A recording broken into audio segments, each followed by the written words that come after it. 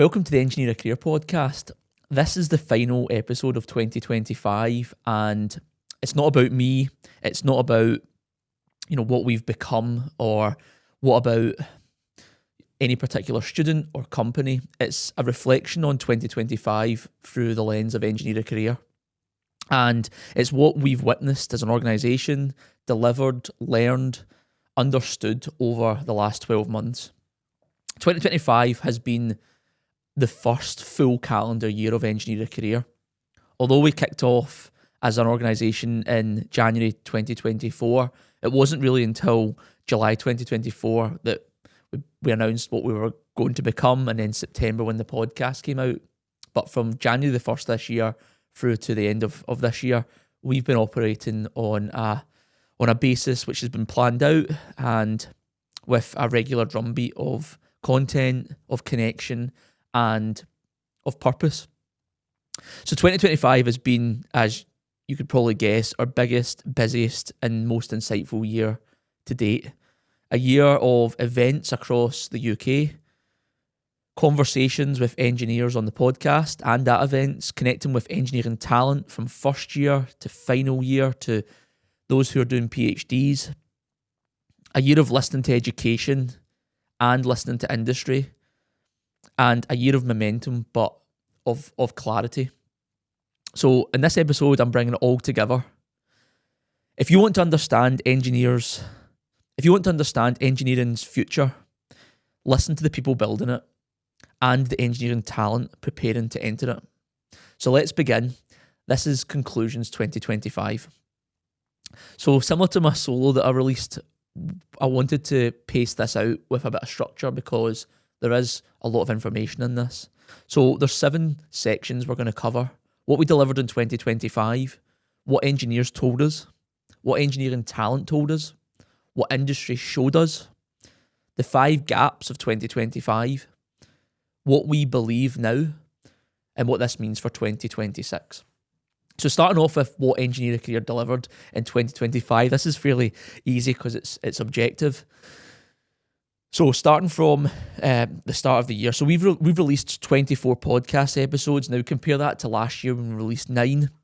We've recorded across London, Edinburgh and Glasgow. We've had conversations with engineers across multiple sectors, different disciplines, on different journeys, and they've shared a perspective of engineering talent and the access which talent gets to them, to industry, and also they've reflected on their journey up to that point and how they would maybe act or engage with industry differently now that they have been in industry for a period of time. We've had 9 events this year across mainly Scotland but also the UK, so Aberdeen, Dundee, Edinburgh, Glasgow and London. And that has been consistently rooms full of engineering talent. It's been engineers, educators and industry. And across those events, we've connected with over 500 people. We've grew our strategic relationships as well, which has enabled our podcast and our events to take place. So the 3 strategic partners which we have now, AECOM, the Energy Institute and the University of Strathclyde.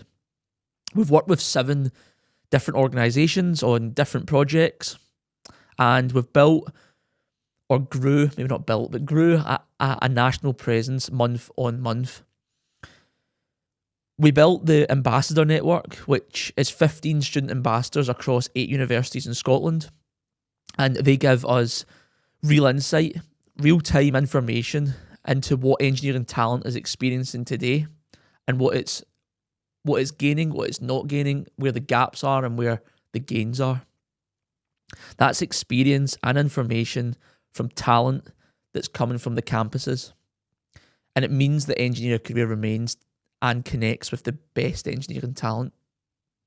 And then it came to November, our first standalone event, The Power of Engineering, which took place at the Social Hub. That was a sold-out night, a room with energy, with engineers, with honesty, with curiosity, and I would say the first time it felt like a room full of belonging, a community together which is engaged with the sole purpose of supporting industry going forward, but very clearly looking through the lens of the next generation of engineers. On the night, students got to connect with engineers got to connect with engineering talent, and every single person in the room felt and understood the mission of Engineer a Career. And the most important element of all of that is engineering becomes visible when engineering talent sees it. Engineering doesn't need to be visible to those in the industry. In fact, it's the opposite. Those in the industry need to make sure engineering is visible. And when you create the right space, the right medium, and the right moment for engineering talent, which is trying to break into our industry, then the visibility can unlock possibility for anyone. Not someone from a specific university, not someone from a specific course, not someone from a specific background, gender, ethnicity. Visibility comes from industry, and when that door is opened, talent can enter it. And then one of the highlights of the year was something that I definitely did not expect Engineer a Career to come across, or certainly gain, was a trip out to Lorient and Brittany in France, or the Celtic region within France. Engineer a Career was named the Scottish Startup Winner of 2025 for the Inter-Celtic Business Forum, and that enabled us to go to Lorient for the Inter-Celtic Business Forum, which was part of the event which was taking place in Lorient over 10 days. We competed with startups from Ireland, Wales, Cornwall, Brittany and Isle of Man. And alongside competing, and probably more so than competing, it enabled us to share our mission on an international stage. And what came out of that was engineering's visibility gap doesn't stop in Scotland, and it doesn't stop in the UK. It covers every region, and it really is an international challenge. And if you read anything around skill and capability, it is a global challenge right now. So it's a challenge that's shared in the Celtic world, and one which is definitely going to be part of our strategy and our mission in 2026. So 2025 has been a year of progress, but what matters more than the steps that we've made is what we've heard. Because that helps Engineer a Career develop, mature, but also to share the information, challenge, progress, and insights that maybe doesn't get out there and isn't heard by industry. And the evidence would suggest that it's maybe not being heard at the moment. So moving into section 2, what have engineers told us? So obviously the Engineer a Career podcast is the base medium of Engineer a Career. We record with engineers every single week, and this year we've recorded 36 episodes, which bet the target of 28 that I set in January this year, which is quite a nice one to hit. At times throughout the year, I don't know if I thought we would maybe hit that number, but certain steps that we made enabled it to happen. And the engineers from every stage, so the 36 engineers that we've interviewed, from early career to senior, they've shared the reality of their journey, not the polished version, not a brochure version of their role, not a job spec, the real version of their engineering role now, their engineering roles that they've had in their engineering career. And I think that's one of the most important elements, is when you sit in front of an engineer who is going through their career at the moment, they're not being measured on their degree. They're not being measured on whether they had a graduate scheme, and their progress is not defined by their route into industry. And that's one of the main learnings which industry needs to take into consideration, or has to adopt, is that we can't measure talent at the start differently from the way that we measure talent which is in our industry. It's a downright contradiction of what we need. We measure talent in industry based on experience and achievement, and the current system that we use to measure talent coming out of colleges and universities isn't measured on capability and experience. It's measured using systems which filter out talent. But this real version which we produce on the podcast is powerful for every area of industry, for every element and every part of the engineering circle, for those trying to become engineers, for those thinking about engineering, for parents thinking about their child's future, for those trying to integrate into industry, and for those in industry to listen to. And across every conversation, 5 themes repeat themselves again and again. And as someone who has listened to the episodes, when I edit them and when I listen to them back to make sure that they sound the way that my guest wants them to, these themes are consistent. So the 5 themes are as follows. Theme 1 is resilience. And it's not a surprise, I'm sure you'll agree. Engineers spoke this year about rejection almost as the constant. And why is that important? Because students face it every single year. The interviews that I have with engineers, they always share what didn't work out more so than what succeeded, because it makes the success taste better and feel better and look better. They talk about doubting themselves, which is another common theme with students.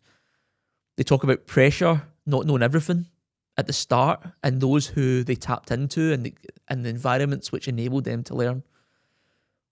It's about changing disciplines and changing sectors and taking detours and making mistakes. Every story had resilience at its core, and you can't teach resilience to someone. Well, we certainly don't believe you can, but you can demonstrate that rejection and a wrong turn can be used as an opportunity to learn and to integrate it into your learning for your career. And that's something that we in industry and everyone in the engineering career community shares and needs to share and consistently share with those trying to break into our industry. Engineers don't start confident, they become confident through their experience. So how are we sharing that with the next generation of engineers? Theme number 2 is non-linear paths, and this theme is consistent from 2024 and in 2025. Not one engineer had a straight line. Whether that was before the route they took, so whether that was an apprenticeship, college, university, whether it was during that route, so through their learnings, or whether that was their step into industry, once they got into industry, straight lines do not exist across careers in engineering. We have to talk about that and share that and give confidence about that to the next generation. Some engineers switch courses, switch sector. Some found engineering by accident, not through their mum or their dad or their aunt or their uncle, which would suggest would usually be the way that you get to see engineering as a career. But others have found other ways. Some nearly left. Some nearly didn't even enter at all. Some fell into roles they never planned for. Most did. And it's so important because engineering talent have almost said the same thing back in the other direction. I don't know what path to choose. I don't know what sector I want to work in. Should I know the job I want right now? I feel behind. I'm not applying for jobs yet. I'm focusing on my studies. I don't know if I'm doing this right. Consistently, the same topics that come up at the other end that we hear from the engineers that are currently living it. No engineer has a story that's linear. So theme number 3, human skills matter most. This is the Engineer a Career podcast. We humanise engineering. We make it feel tangible and real to those who feel engineering is actually quite far away.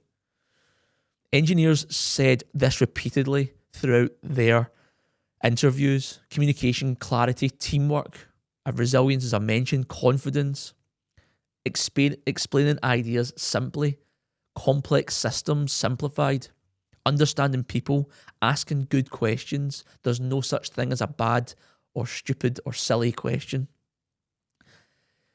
It's so important that all of us within the engineering career community and wider industry humanise what we do, because by the sheer nature of what engineering is, it is to make things better for people. Very rarely build, develop, maintain, operate, innovate, design anything within engineering that is not human-centric. Therefore, our industry and our sector, our jobs, our roles, our projects, all need to be human. And there is organisations that are starting to recognise this now. Something as simple as the content which big FTSE 100 and 250 companies are starting to produce is very much focused on the human element and the people that are delivering the work. And that is a massive change that you see and begin to see across industry. And Engineer Career supports that and champions that. People are the bedrock of engineering. So human skills and human behaviours are fundamentally important to inspiring and to connecting and to onboarding our future capability and talent. Human skills don't make you or anyone less of an engineer. They make you effective, they make you real, and they make you believable. That doesn't mean you have to be introverted, it doesn't mean you have to be extroverted, but demonstrating human skills is one of the most powerful things that we can all do to make sure that engineering is as exciting, as relatable, and as attractive as a career as we all know and need it to be. Theme number 4, experience beats theory. Shock horror. Engineers talk about the importance, and every engineer I've spoken to always loves talking about this moment when they did something during their studies or during their pathway. When I talk about pathway, I talk about they're doing their apprenticeship, but they're also maybe mentoring or coaching. They're doing their college course, but they're also doing a society and maybe formula student. If they're in university, they might be starting the engineering society. Engineers in industry love reflecting on the moment that they began to experience out with the classroom. So whether that's formula student, joining a society, becoming a member of your institution. I've spoke this so many times this year, speaking to students and saying you need to become a member of your institution. It unlocks a network, events, people, and awareness, innovation, and change. And I'm a member of the IMechE, but the ICE, the IEEE, the IET, IChemE, and then more widely you've got the Energy Institute. Number of institutions there that you can become a free member of as a student, and it unlocks that awareness, which then can help build experience. Engineers talked about their placement, their volunteering, the live projects they got involved in, trying things out maybe in the workshop with those technicians in the college or university as part of a project or dissertation. Being curious and failing and learning and building. Experience is the bedrock of the engineering capability. And if we are serious about closing skills gaps and integrating more talent into our industry, we need to give as much experience as we can to those in the pipelines of engineering development at college, in apprenticeships, and at university. And again, this matches up with what I hear and I've heard and what we have seen and listened to at our events. Students and talent saying, I want to see real engineering. I want to learn about it. How does what I'm learning at the moment integrate into the real world? I want to understand how this project is developing and what they're using for this system, whether that's Scotland projects or whether that's the modernisation of Formula One cars, or whether it's looking at utilising Python to solve the problems which organisations have with data. Students want to take the skills that they have, and yes, they have skills, believe it or not, and they want to see how that is used in industry so then they can relate to it, and then they want to get the experience alongside it. Experience builds engineering talent, not exam results. And theme number 5, engineering is changing. We all know this. And there is no better place for change to be driven from than academic and education institutions. Energy, big thinking that's not curtailed by commercial challenges, thinking that's not been persuaded to think a certain way yet. AI, data, automation, digital engineering, net zero, cross-sector collaboration. Engineers told us they're doing jobs now that didn't exist 10 years ago. And we need to be sharing that with the next generation of engineers so they can see where they fit. The pace of change across engineering is real, and we all see it and we all know it. And engineering talent knows it. In fact, engineering talent is probably further ahead than you think they are, and industry thinks they are. They're utilising AI more than you and I are because they've got time to explore it and learn it. They're utilising computer science capabilities that you and I are not using in our day-to-day work. So let's tap into it. Engineering is changing. Students have said, what skills are relevant today? The answer typically is the skills that they're using and the industry isn't. What skills matter? We all know it's the interpersonal skills, and we need to be talking about that.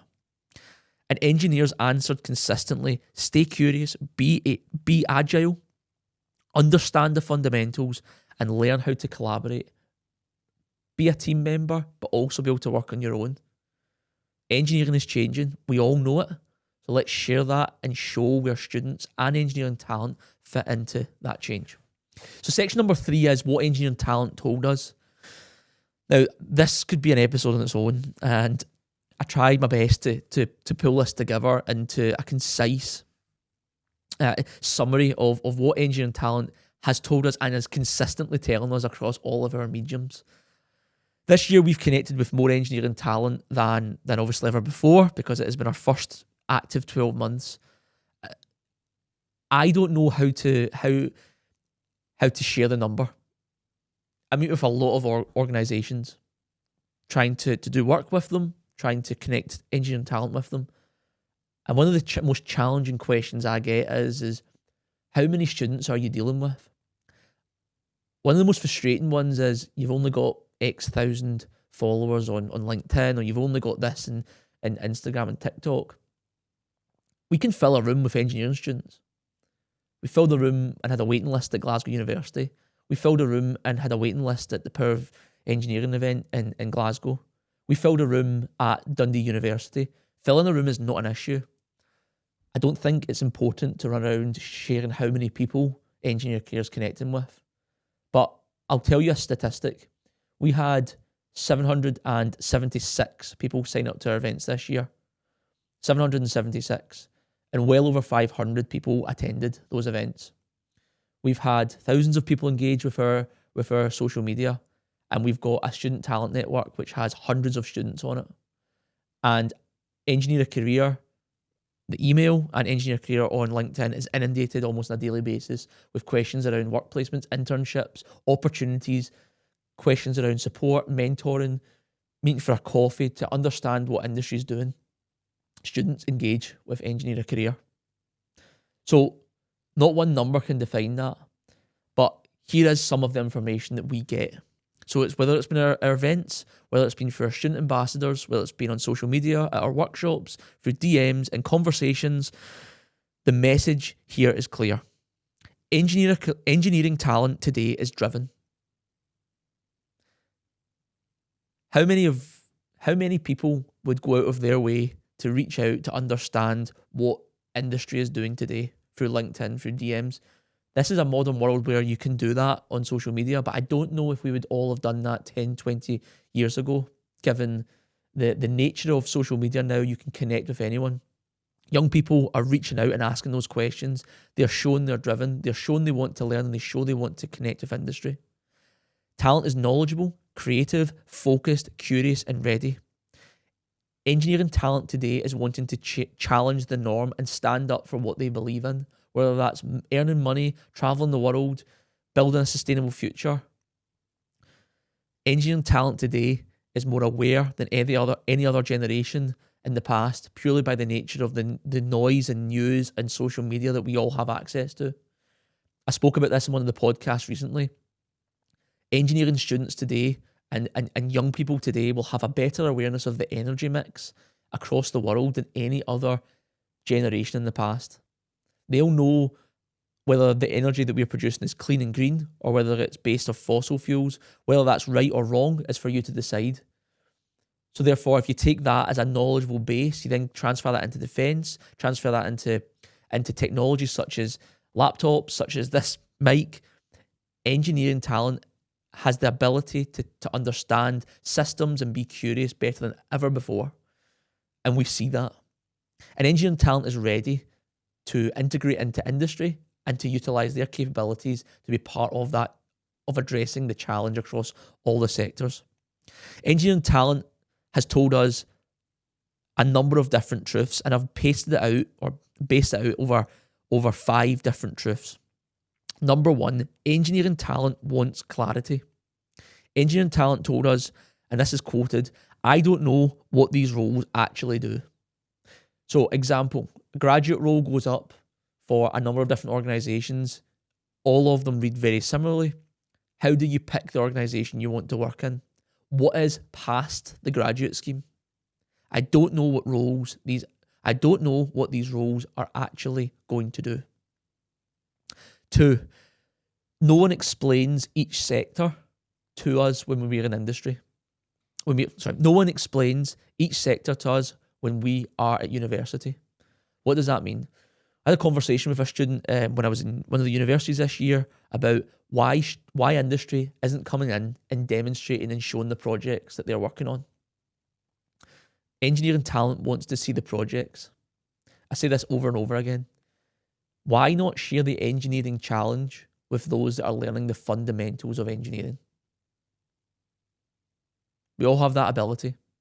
Whether it's a talk, whether it's a live podcast, an event, whether it's an event in Glasgow, Edinburgh, Aberdeen, Dundee, Inverness, sit down and share the projects, share the engineering complexity, and provide the clarity to the next generation so they know what they're building towards.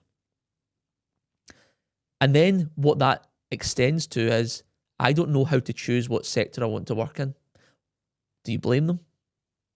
Information needs to be clear and it needs to have clarity so that those in our academic systems can pick and choose where they want to go, and so that we can entice them into it as well. Engineering talent doesn't lack ambition, it lacks clarity. Truth number 2, engineering talent needs earlier insight. This is a consistent theme across engineering career. Whether it's first year or second year or third year of university, whether it's the latter half of school, engineering talent needs earlier insights. So a couple of quotes. I wish I'd known this earlier. So at the Power of Engineering, one of the discussions I had at the end was understanding about nuclear fusion and the growth of nuclear fusion across the UK, or the projected growth. A lot of it spanning from some of the work which is taking place in Oxford and in France at the moment. Students who are sitting in third and fourth year not aware of this. One of the workshops we held this year, I had a room of 26 students at, and I asked how many of them knew ScotWind. None of them. Scotland, and none of them knew ScotWind. The offshore wind that's powering our future.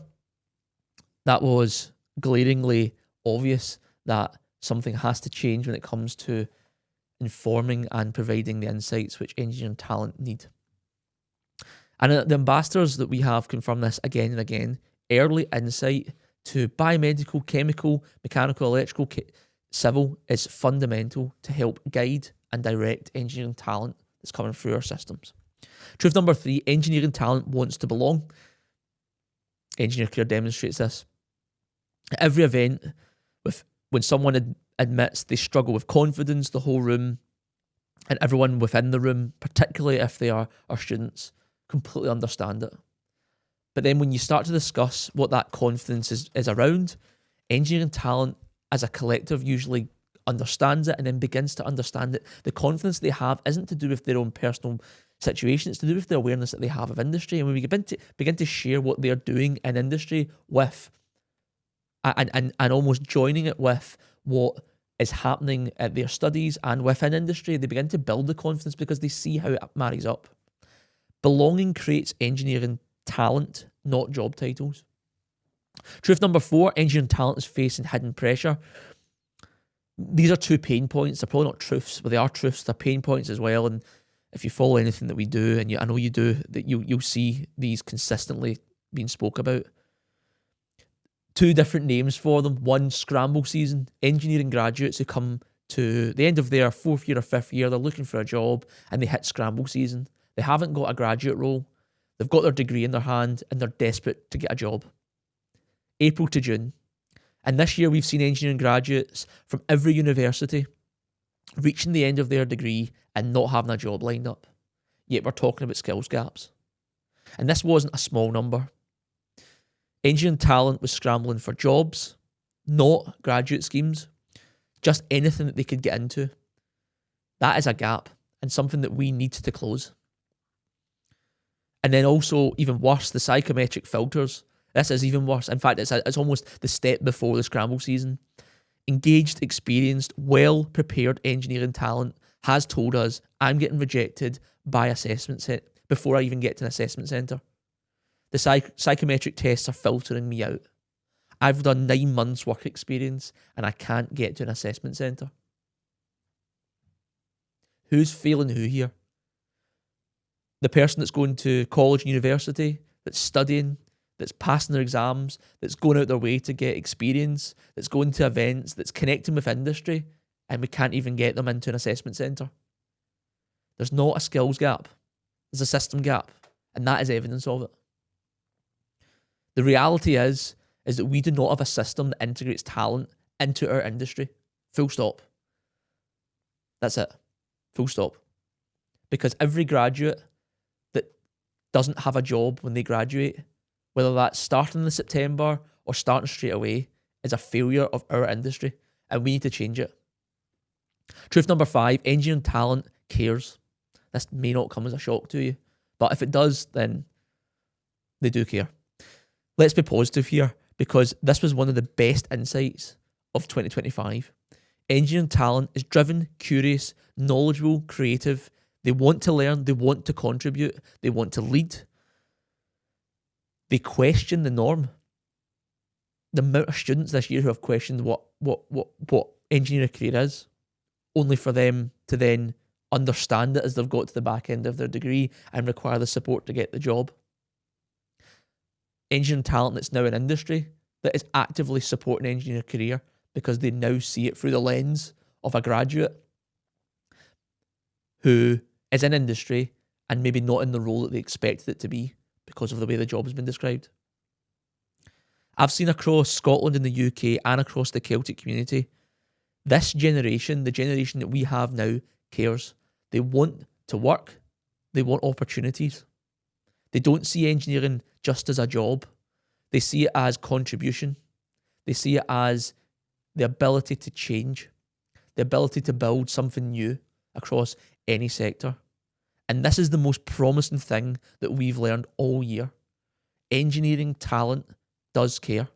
So whether it's in Angus Training Centre or Angus Training Group up in Arbroath, whether it's the engineering students in Dundee, whether it's those that are part of the IMechE Young Members Panel in Glasgow, whether it's the new engineering society that's being built up in Aberdeen as part of Robert Gordon University, whether it's the engineer a career student ambassadors, this generation cares.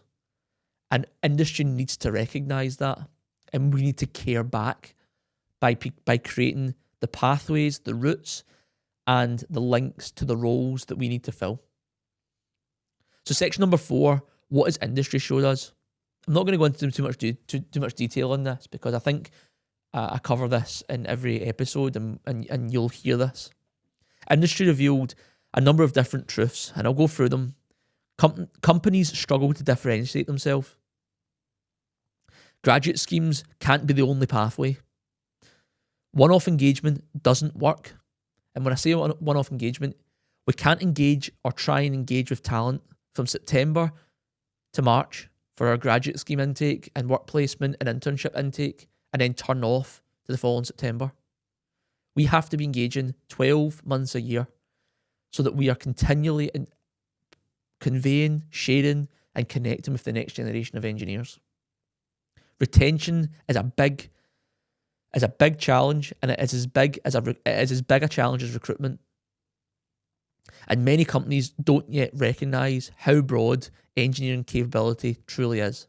And that is one of the biggest and most important learnings that engineering career stands by. Industry isn't fully prepared for the volume, diversity and capability of today's engineering talent. And the evidence of that is every single graduate that's sitting looking for a job right now. Because if it was prepared, they would be onboarded. And that doesn't mean that if you're from a large organisation that you need to increase your intake of graduates. It means that you need to have a look at bringing in graduates to fill permanent roles that don't have the phrase graduate next to it. It means you need to look at your supply chain and look at the SMEs that may have resource challenges and look at ways at connecting the talent the engineer career is connected with those roles. because SMEs don't have the same outreach, the same budgets, the same capabilities as large organisations to connect with engineering talent. But this engineering talent we have today wants to work, it wants to make a difference, and it doesn't all want to be joining FTSE 100 and FTSE 250 companies. It wants to be joining the full prism of engineering as a sector, as an industry, and the sectors that sit below it. Engineering talent is ready. Industry needs to be flexible enough to receive it.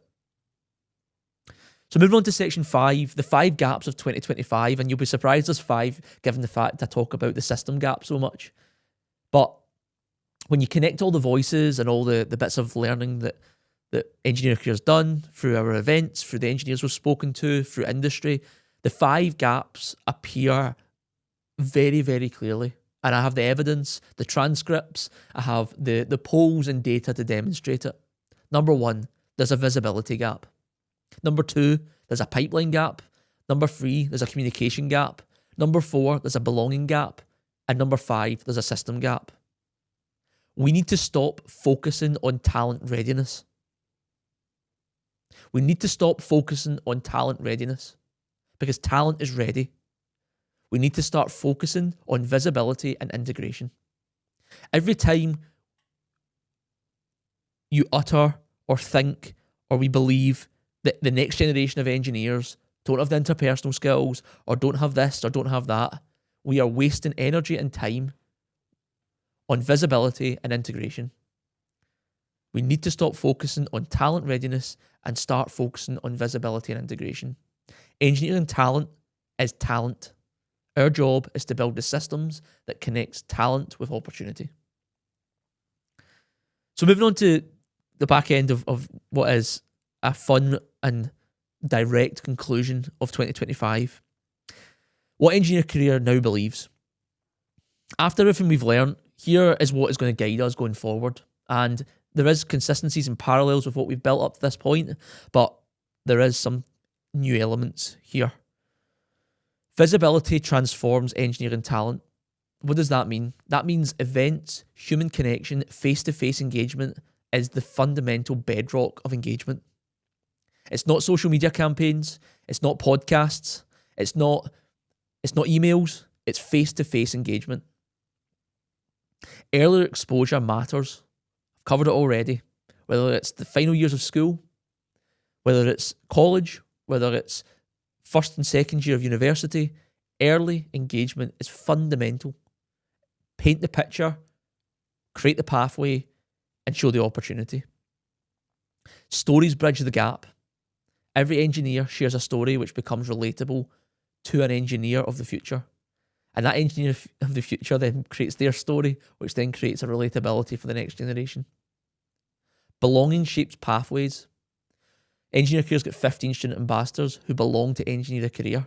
And by extension, we have a number of students who are part of our community. For those who like numbers, 170 of them on the student on the talent network, but so many more that follow Engineer Career and follow our messaging and follow our journey so that they can be guided and be directed and supported along their journey as well. Industry needs flexibility, and by extension, graduate schemes are not enough alone to bring in talent. And there is evidence, and I've discussed it already, why this is the case. Graduates without jobs at the end of the academic year. Engineering talent deserves more roots. It deserves clarity and it deserves connection. Engineering needs a gateway, a clear, integrated human system that connects education and industry. So what does this mean for 2026? 2026 will be a year of structure. It will be a year of integration. It will be a year of clarity with more events, more engineer voices, more visibility, more opportunities across organisations of every size, not just the big names, and more support for engineering talent who want to step confidently into industry. What does that mean for Engineer Career? You're going to have to wait to the 27th of January for that, for the full roadmap, and I'll be releasing this year, 2026, on the 27th of January. But what I can promise, and it's not big, it's not flashy, it's not going to be a product. It's going to be simple. It's going to be consistency. It's going to be events, podcasts, connection. And that is going to be the bedrock of 2026. We've learned it works in 2025, but consistent delivery over every week of the year in 2026 will help engineer career and the engineer career community work towards that goal. And what is that goal? Until we reach a stage where engineering talent leaves education and steps into work that benefits industry, not necessarily their dream job, but meaningful engineering work that makes a difference, we're going to keep going. That requires two changes. Industry must be flexible. Graduate schemes cannot be the only way or the only doorway for engineering talent. Announcements on LinkedIn, on social media, through someone you might know, a message that comes through that an organisation is looking to bring in a work placement student cannot be the only additional form of opportunity. Engineering talent needs visibility, it needs readiness, and it needs integration, because when they see the opportunities, they will take them. Engineering talent is ready. The system just needs to catch up. And it's on all of us, whether you're in the engineering career community or whether you're in the industry. Anyone who cares about the future of engineering, and by extension, the future engineers, we need to build a system that communicates opportunity clearly, definitively, with clarity. And we need to streamline that across every form of entry into our industry. Because engineering talent is here. They just need a gateway. Well, this is the end of 2025, and it's been a pretty awesome year. This is probably a personal message, probably the best year of my professional career. It's been hard building an engineering career up to this point, but when you get connection with the people who you're trying to help, and you get organisations who see it, and then you join it together, it makes all of this worth it. I've been to London, to Lorient, I've been all over Scotland, and working with organisations and young people who really want to change and to integrate and make a difference. I'd like to thank everyone that supported the engineering career this year, whether that's through messages on LinkedIn, whether it's through attending an event, whether it's through listening to a podcast, whether it's DMing me and saying kind words about what we're building, and whether it's you, a student who is following and learning from what we're doing. Thank you. To our partners, to everyone that supported the growth of engineering career, thanks. Hope you have a good end to the year. Remember to stay safe, keep going, don't work too hard, and continue to believe in yourself. But thank you, and I'll see you on the 27th of January.